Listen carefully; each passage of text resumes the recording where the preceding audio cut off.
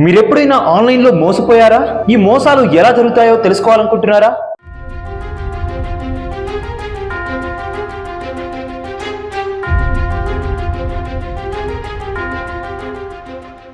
Cyber నేరాల గురించి మీకు తెలుసా? మీ డబ్బులు, సమాచారం ఎలా కాపాడుకోవాలో తెలుసుకోవాలనుకుంటున్నారా? ఈ రోజుల్లో సైబర్ మోసాలు చాలా జరుగుతున్నాయి. మీరు వాటి బారిన పడకుండా ఉండాలంటే ఏం చేయాలో తెలుసా?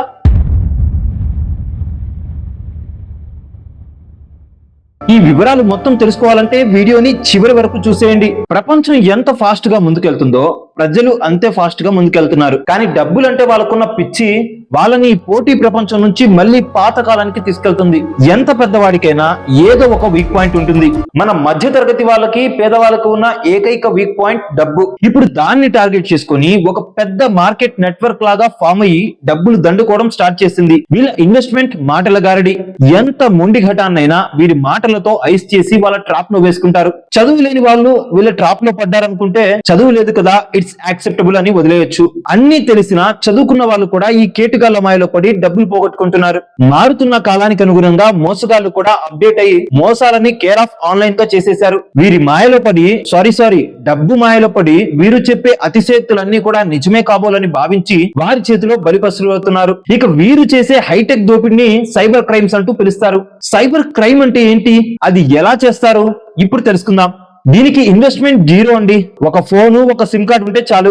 ఆన్లైన్ లో వీళ్ళ దగ్గర మొబైల్ నెంబర్స్ రికార్డు ఉంటుంది. దాంట్లో ఒక్కొక్కటి డైల్ చేస్తూ బకరాలని పట్టి బలివ్వడమే వారి పని. ఇక వీళ్ళు ఎలా గారడీ చేస్తారో ఒక సామెత చెప్తాను వినండి. ఇల్లు కట్టి చూడు, పెళ్లి చేసి చూడు అని చెప్పి పెద్దోళ్ళంటే, ఈ మోసగాళ్ళు మాత్రం 1000 పెట్టి చూడు, 1,00,000 పట్టుకెళ్తావు తోడు అంటూ ఇలా రిథమిక్ గా కత్తికి తేనె పూసి స్వీట్ గా దించుతారు. అది తేనె కాబోలని వారు ఆ 1000 రూపాయలు పెడతారు. దాని తర్వాత 1,00,000 రూపాయలు వచ్చినట్టుగా వారి పేరుతో ఒక ఐడి క్రియేట్ చేసి దాంట్లో ఉంది, కాకపోతే అది విత్డ్రాల్ చేసుకోవాలంటే ట్యాక్స్లు పడతాయి, ఆ ట్యాక్స్ రూపాయన ఇంకో 5,000 రూపాయలు పంపించమంటారు. సరే 5,000 కదా, 1,00,000 వస్తున్నాయి కదా, 6,000 పోతే ఏమైంది, 94,000 ఉన్నాయి కదా అని అనుకుంటారు. ఇక్కడే మొదలవుతుంది అసలు స్టోరీ. ట్యాక్స్ కట్టేశాను, ఇప్పుడు ఆ క్యాష్ నీకు క్రెడిట్ అవ్వదు, బై హ్యాండ్ రాబోతుంది, దానికి ఇంకొక 5,000 కావాలని చెప్పి మళ్ళీ గుంచుతారు. సర్లే అని ఇంకో 5,000 కొడతారు. ఇక దాని తర్వాత రోజుకు ఒక కొత్త డ్రామా, పూటకొక 5,000. మొదట్లోనే తుంచేసినోడు 5-10,000తో బయటపడతాడు.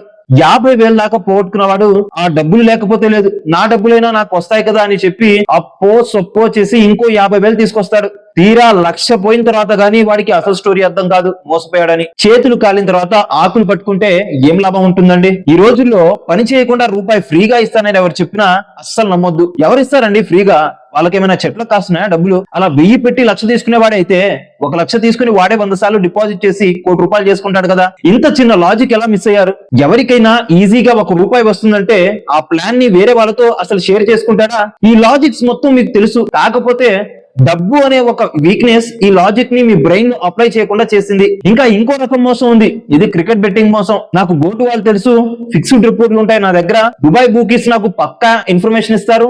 టాస్ పడక ముందే దానికి రిజల్ట్ చెప్పేస్తాను, మ్యాచ్ ఆడకముందే దానికి రిజల్ట్ చెప్పేస్తాను. క్రికెట్ అంటేనే ఫిక్సింగ్, ఆ ఫిక్సింగ్ చేసేది మా వాళ్ళే. ఆ రిపోర్ట్ మీకు కావాలంటే టాస్ కేమో 1,000 రూపాయలు, మ్యాచ్ అయితే 2,000. ఇక్కడ వీడు చేసే మోసం ఏంటంటే 2 గ్రూపులు పెడతాడు. ఒక దాంట్లో ఒక రిపోర్ట్ ఇస్తాడు, ఇంకో దాంట్లో ఇంకో రిపోర్ట్ ఇస్తాడు. మ్యాచ్ ఆడేది ఎన్ని టీమ్స్ మధ్య అండి? 2 టీమ్స్ మధ్య జరుగుతుంది. ఒక దాంట్లో ఒక టీం గెలుస్తుందని రిపోర్ట్ ఇస్తాడు, వేరొక దాంట్లో బ్యాలెన్స్ ఉన్న టీం గెలుస్తుందని రిపోర్ట్ ఇస్తాడు. ఇక్కడ ఏదో ఒకటి గెలవడం పక్కా.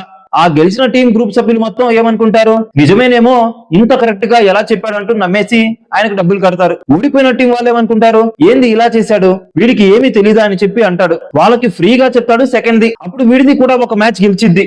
అలా ఓ 2-3 మ్యాచ్లు అటు ఇటు చేసి వాళ్ళ దగ్గర డబ్బులు గుంచుతాడు. వీళ్ళు పిచ్చోళ్ళు, వాడు చేసే మోసం తెలియక డబ్బులు పోగొట్టుకుంటూ ఉంటారు. ఇక ఇంకోటి ఏంటంటే, మీ తరపున నేను ట్రేడింగ్ చేసి చూపిస్తాను, ఒక 10,000 డిపాజిట్ చేయండి చాలు, వారంలో 1,00,000-2,00,000 చేసి చూపిస్తామని టెలిగ్రామ్ మోసాలు అయితే జరుగుతున్నాయి. డబ్బులు ఒక అకౌంట్ కి కొట్టించుకొని ఆ డబ్బులు అందిన తర్వాత మన మూడ్ చేంజ్ చేసి ఇంకా డబ్బులు పెట్టేలాగా ప్రోత్సహించి, ఇక చాలు వీడు ఇంకా ఎక్కువగా పెట్టలేడు అన్న సందర్భంలో బ్లాక్ చేసేస్తారు నెంబర్ ని. ఇక ఇది మీరు చాలా సార్లు వినదే లాటరీ టికెట్ స్కామ్ అండి. నీ పేరు మీద లాటరీ వచ్చింది, ఆ లాటరీకి డబ్బులు తగిలాయి, మీ ఇంటి దాకా రావాలంటే ఇంత కట్టాలి అంత కట్టాలి అంటారు.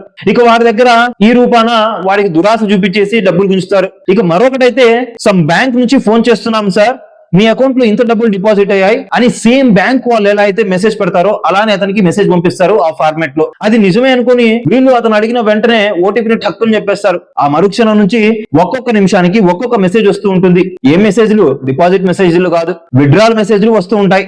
మన డబ్బులు ఎవరో డ్రా చేస్తున్నట్టుగా వస్తూ ఉంటాయి. ఇలా ఎన్ని విధాలుగా మోసపోయిన వాళ్ళు ఎక్కడికి వెళ్తారు? చాలా మంది బయటికి చెప్తే ఏమనుకుంటారో అని లోపలే దాచుకొని కుమిలిపోతుంటారు. కాస్త అమౌంట్ పెద్దదైతే మాత్రం డేరింగ్ అండ్ డాషింగ్ అయితే పోలీస్ స్టేషన్ దాకా వెళ్లి కంప్లైంట్ ఇస్తారు. మొక్కుబడిగా ఒక కంప్లైంట్ తీసుకోవడం జరుగుతుంది. ఆ తర్వాత ఏం చేస్తారు? ఏమీ చేయడానికి లేదు. ఎందుకంటే ఆ మోసగాళ్ళు వీళ్ళకి చెక్కలేరు. అంత హైలీ టెక్నాలజీని వాళ్ళైతే యూజ్ చేస్తూ ఉంటారు. దొంగలైనా పట్టుకోవచ్చులే గానీ సైబర్ దొంగల్ని అస్సలు పట్టుకోలేరు. ఇది ప్రస్తుతం ఉన్న పరిస్థితి. వీటి బారిన పడకుండా ఉండాలంటే ఏం చేయాలంటే డబ్బుపై మీకున్న వీక్నెస్ ని తగ్గించుకోవాలి. ఎవరన్నా 100 రూపాయలు పెట్టండి 1000 రూపాయలు వస్తాయని కాకమ్మ కబుర్లు చెప్తే వెంటనే వాడిని కట్ చేసేయాలి. ఓటీపీలు చెప్పమని ఎవరైనా కొత్త వ్యక్తులు ఫోన్లు చేస్తే ఎవరికీ చెప్పొద్దు. సో గవర్నమెంట్ వాళ్ళు కూడా దీన్ని చాలా సెన్సిటివ్ అంశంగా పరిగణించి పోలీస్ శాఖ అధికారులతో సమీక్షలు సమావేశాలు నిర్వహించి వీటిని అరికట్టాలంటే ఏం చేయాలో సాధ్యాసాధ్యాలని పరిశీలిస్తున్నారు. అందులో భాగంగా మాజీ డీజీపీ ద్వారకా తిరుమలరావు గారు దీన్ని చాలా సుమోటోగా తీసుకుంటున్నట్టుగా చెప్పారు. అండ్ వీటిని అరికట్టాలంటే ప్రతి నియోజకవర్గంలో ఒక సైబర్ క్రైమ్ పోలీస్ స్టేషన్ ఏర్పాటు చేయాలని ఒక ప్రపోజల్ అయితే పెట్టారు ఆయన. ఈ పోలీస్ స్టేషన్ పరిధిలో జరిగే యాక్టివిటీస్ మొత్తం ఈ సైబర్ క్రైమ్ ని ఎలా అరికట్టాలి, వాటి నుండి మోసపోయి డబ్బులు కోల్పోయినటువంటి బాధితుల్ని ఎలా ఆదుకోవాలి, ఆ కేటుగాలను ఎలా పట్టుకోవాలన్న మోటోతోనే వర్కింగ్ లోకి ఉంటాయి ఈ స్టేషన్స్, వర్క్ అవుతూ ఉంటాయి ఈ స్టేషన్స్. అలానే సీసీ కెమెరాలు కూడా త్వరలో 1,00,000 కెమెరాలు అన్ని కూడల్లో కూడా ఏర్పాటు చేసే ప్రణాళికలు అయితే సిద్ధం చేశారంట. దీనివల్ల నిఘా నేత్రం అనేది ఎప్పుడు పోలీసుల చేతిలో ఉంటుంది. వీటి ద్వారా దొంగతనానికి కూడా చెక్ పెట్టవచ్చు అంటూ చెప్పుకొస్తున్నారు డీజీపీ ద్వారకా తిరుమలరావు గారు. చివరిగా నేను చెప్పొచ్చేదంటే ఈజీ మనకి పోయి ఈజీగా కష్టాలు కొని తెచ్చుకోకండి. డబ్బు కష్టపడితే వస్తుంది, అంతేగాని ఇలా ఈజీగా ఓవర్ నైట్ లో జాతకాలు మారిపోవాలంటే జీవితాలు మారిపోతాయి. జాగ్రత్త. ఇది గమనించుకొని మెలిగితే అంతా మంచి జరుగుతుంది. లేదు దరకే ఆగే జీతే హై అని వెళ్తే ఉస్కే బాద్ రోడ్ పే హై అన్నదే జరుగుతుంది. ఈ వీడియో మీకు ఎలా అనిపించిందో కింద కామెంట్ చేయండి. అండ్ మీరు కూడా ఎప్పుడైనా ఇటువంటి సైబర్ క్రైమ్స్ ని ఫేస్ చేశారా లేదన్నది కింద కామెంట్ చేసి తెలియపరచగలరు.